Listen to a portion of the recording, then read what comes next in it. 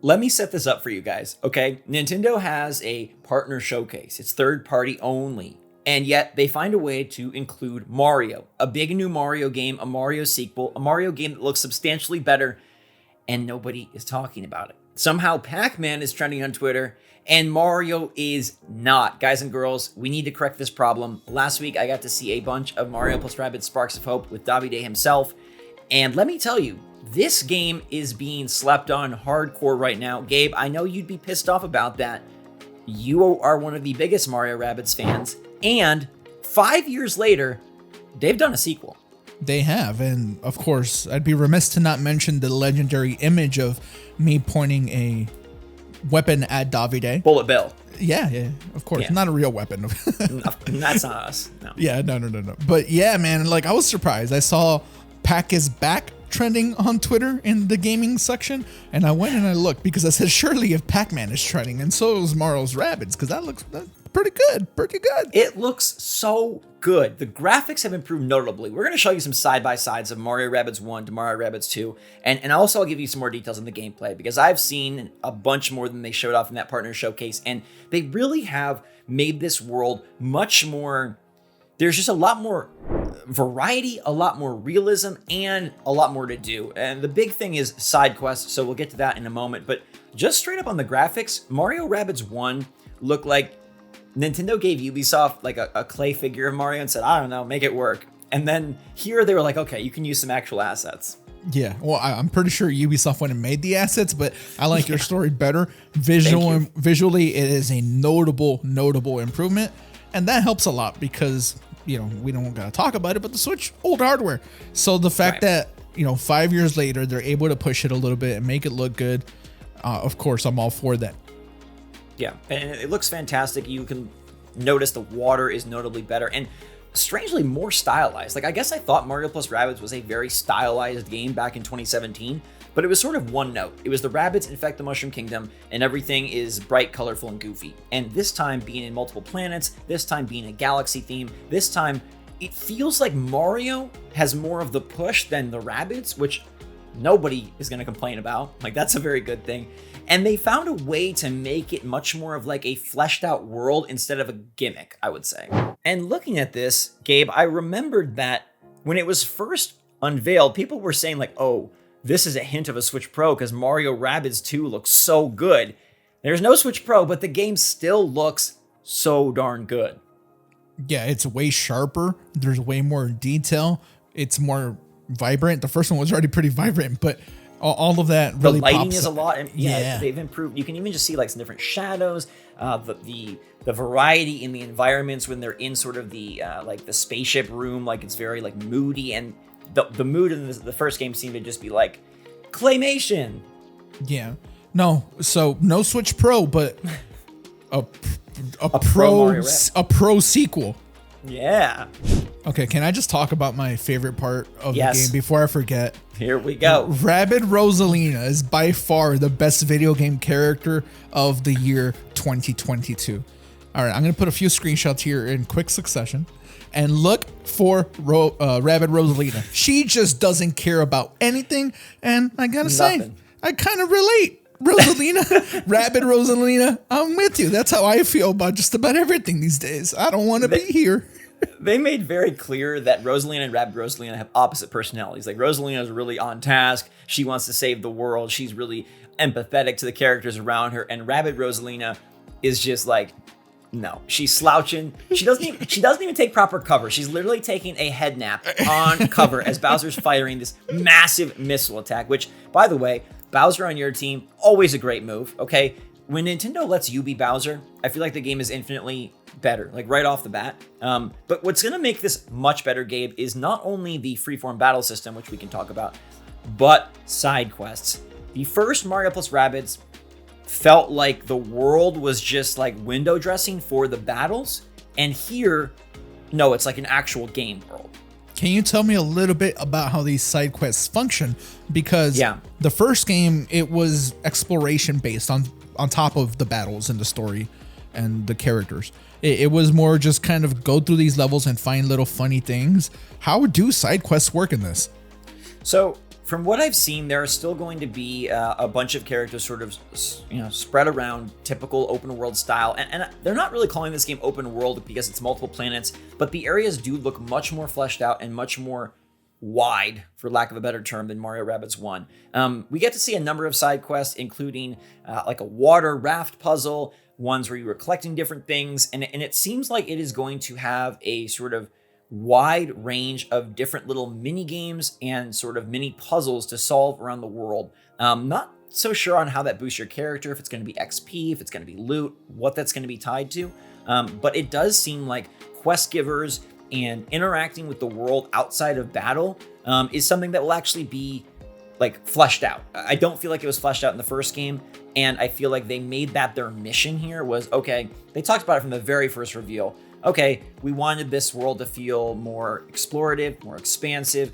You'll notice in the shots, the way that you're moving about feels less on a path. I think Beepo is still your mode of transportation, but it feels less and looks a lot less like you're just going from point A to point B.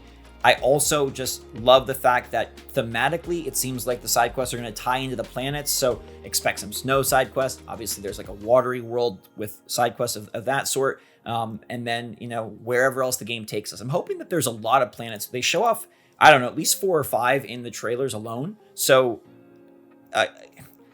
even Mario Rabbids 1 had a bunch of worlds. So I expect this to be quite a beefy game. Yeah, and the first one was pretty beefy. It took you a good amount of time to beat it. It wasn't too long. It wasn't too short. I felt like it was just right. And if they can continue to replicate that here, that'll be really, really impressive. Of course, the diversity we already see with these screenshots alone. And the first game was pretty diverse, so I didn't think that was going to be a problem for them or whatever.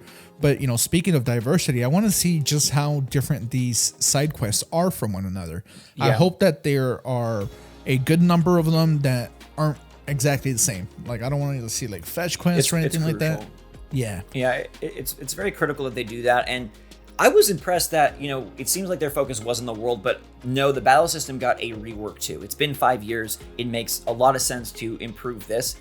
There's some other games out there that choose maybe to keep it too similar. We'll talk about those a different day. But for right now, I love the movement to a free roam style in the battles. I love direct control of the characters. I love that you're not on like a timer. It's a hybrid system that I think is going to make this more palatable to the Nintendo Mario fans versus sort of the tactical fans, and yet still retains the different, more strategic elements. This seems like it's kind of like the full realization of Mario Rabbids. Like Mario Rabbids, in hindsight, seems more like a test, and then here is, okay, we got the system where we want it to be, upgraded, improved, more engaging, and that's another reason I'm just so surprised it's not trending. This looks like it really is just the Ubisoft word, I feel. If this was branded Nintendo, I think it gets a lot of play. Yeah, I mean, I gotta pretty much agree with you there. And there's also other little improvements that are just like nice quality of life stuff. You talk about the first one kind of just being like a test, even though I don't feel like it was a test, but they've improved so much. Just the fact that you are not in a straight line following people when you're walking, that alone is good. And it's not like your characters are like being able to be controlled individually. It's not that, but they kind of like stagger each other. It'll be like one person and then like 2 person like behind them to the side. It looks so weird for everybody to just be like in a single file line. I felt like it was like kindergarten, and Mario had to follow people around because he was the one with the hall pass. Yeah, and then that's what I meant, I guess, by it felt more just like, okay, like they have a template here and they're working it out, but this seems like graphics are boosted, battle system is boosted, world's boosted. The characters themselves, like you notice, this rabbit with the gold medals on, it feels like there's more personality to all the characters, enemies, NPCs, and even your cast. You have an original character this time, that green-haired, sultry, not sultry, what's the word? He's like skulking in the corner. Yeah, sulking. Gosh, been a long day. I like him a lot. He gives like sort of like Final Fantasy vibes. And we've even seen little tidbits about the DLC. There's going to be a season pass. It's going to have story content, new characters, new battles. So that's very exciting because we know the first game hit a home run with the DK expansion. Who will they bring in this time? That's going to be cool to see. Go to Hyrule. Go to planet Hyrule. That was our hope for Yeah. for Mario Rabbids. That was our hope. Doesn't seem like that's happening, but we don't know. I guess we have never to say never. 2024. Who knows? Let's also talk on the summons a little bit. Okay, so the Lumas have become sparks, and they function as sort of elemental spells or summons, adding another layer that wasn't really that present in the first game. And they didn't really show it off in the partner showcase trailer, but it does seem like that's going to kind of be almost like your super moves. That was the sense I got. Like, these are the most powerful attacks you can use, and kind of, I'm assuming you're going to be collecting and equipping the different sparks to different characters, or maybe your team as a whole, and being able to have another facet to your character development, which is something that they didn't really show off, but I hope also saw sort of an expansion from the first game.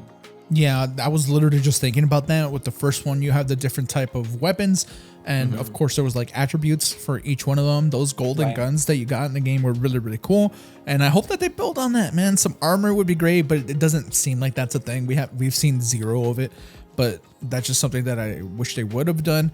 But I can't wait to see what they did do with the weapons. This game is coming out in October. This game is a holiday release for Nintendo. This game is Nintendo's holiday Mario title, and I do think it is going to be of excellent caliber. The first Mario Rabbids was not only a big seller because it was the first year of Switch, it was also an excellent title that experimented and innovated. And man, I feel like they could have easily phoned this in, and they didn't. They made a true sequel here, and so I hope it starts to build buzz. I hope that today, with more information out there, hearing from Davide, hearing about the music and the world and the side quests, I hope that sort of helps bring this into, okay, like, let's treat this like an actual Mario game, because frankly, it is.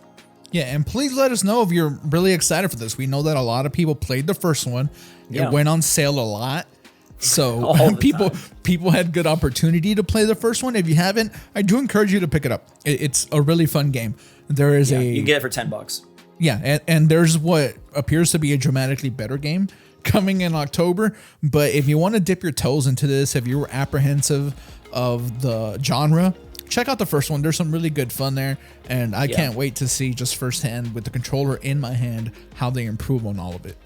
And how co-op's implemented, exactly how the upgrades and the character XP development, like, there's a lot still to be determined, but already it's looking fantastic. And this is a game that I think is on like the top of the Switch must-have list. There's Pokemon and there's Mario. That seems like it's going to be the holiday, and based on what I know and what I've seen, it's earned it. So let us know your take in the comments down below, everybody. Have a fantastic rest of your day. Make sure to stay safe, stay healthy, stay happy, stay positive out there. Don't be like Rabbit Rosalina. Until next time, SwitchForce out.